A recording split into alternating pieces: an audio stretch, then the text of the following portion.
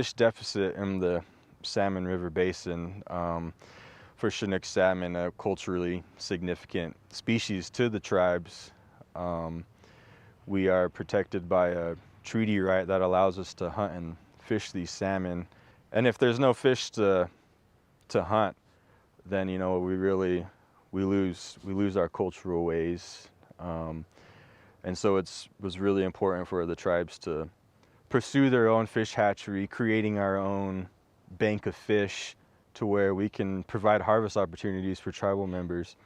We hope to bring salmon back to places that are significant to our tribe where we haven't been able to harvest for a long time.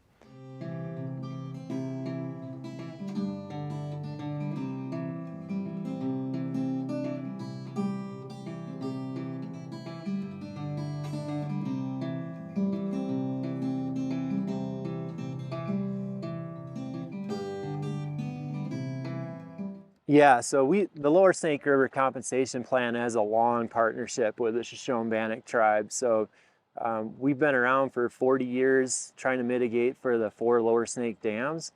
We've been successful in some cases, but in some cases we haven't been successful. In one case we're not successful is bringing salmon back to the kind of homelands of where the Shoshone-Bannock tribe is culturally significant to them and where they fish and hunt.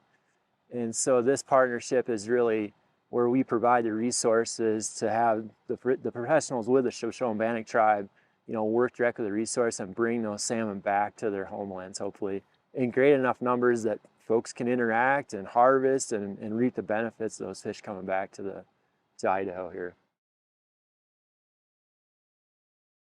So this place is plentiful with water, 23 CFS actually, of clean artesian water, which the species we're growing here requires pristine water, clean, fresh, and it's coming out at a constant temperature of 50 degrees, which is nice.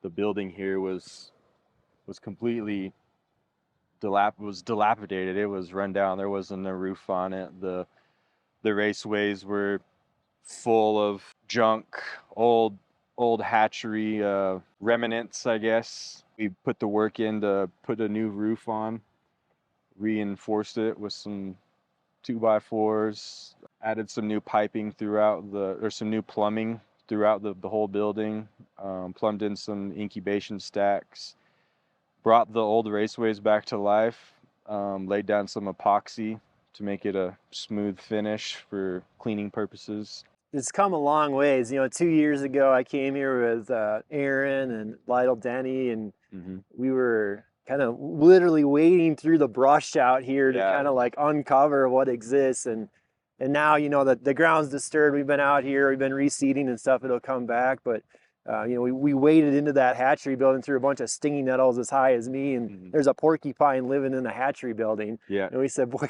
we gotta evict him and put some fish here. Yeah. We want to make fish for the future. That's the whole goal of this program. And this site is so special because of all the water that Aaron's talking about. That cubic feet per second is 448 gallons a minute.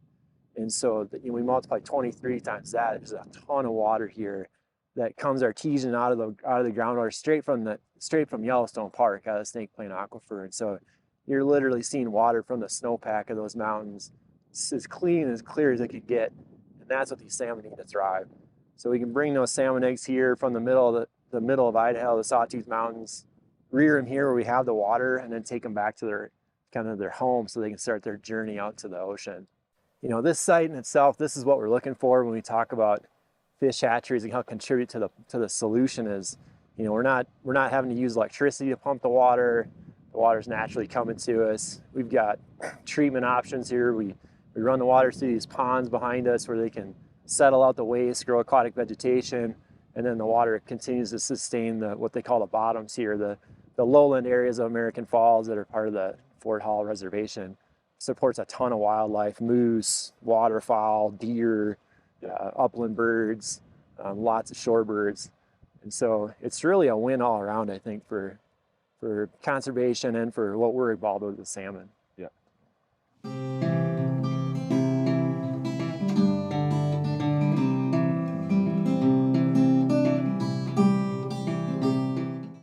it's been a long time coming, I guess. There's people within the tribes department that have been working on this for 30 years, and we're now getting to this. We've had some people that are now passed that have worked on this for a long time, and they didn't, he didn't get to see this come to life. So it's pretty special. There was a lot of people that kind of believed in what could happen here that said, you know what, just try something. Yeah. And that includes folks from the Shoshone-Bannock tribe, from the Fish and Wildlife Service, Idaho Fish and Game, a partner, Bonneville Power Administration, that we took those to them and said, look, the fish don't care. The fish want to live somewhere. Mm-hmm. And we had a good enough run this year that we could bring some fish in, and it didn't really have a home, you know? And so this was the home we were going to build. And so we took all those planning documents, and it took a whole village, all the way from our planning folks in the Cultural Resources Division to be like, hey, we've done the surveys, here's what we need to do.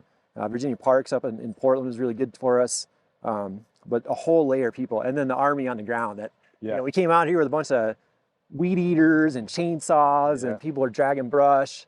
And then ultimately we brought in some more expertise. So we flew up a guy, Craig Rubush, from Willow Beach National Fish Hatchery, a great heavy equipment operator. And he came out and looked at this, and we had a vision, and it was different than he had. And he was like, boy, I bet we could build these ponds, and we could do this. And, within about a week's time, we had it mapped out, and we took it back to the planning people and convinced them that, hey, we can trust this guy, and got some equipment on site and brought all that. And then expertise like Dan Gallegos out of Mora National Fish Hatchery came up, did a bunch of plumbing work for a week. And so there was, from about mid-July until now, it's the end of October, a bunch of work windows where people came out, and Aaron's been here every single, every inch of dirt that's moved, every piece of plumbing, Aaron's been here the whole time, kind of building the hatchery from the ground up. So here we are. It's exciting to have fish on site, and they're going to hatch here and any day, and we'll be raising fish.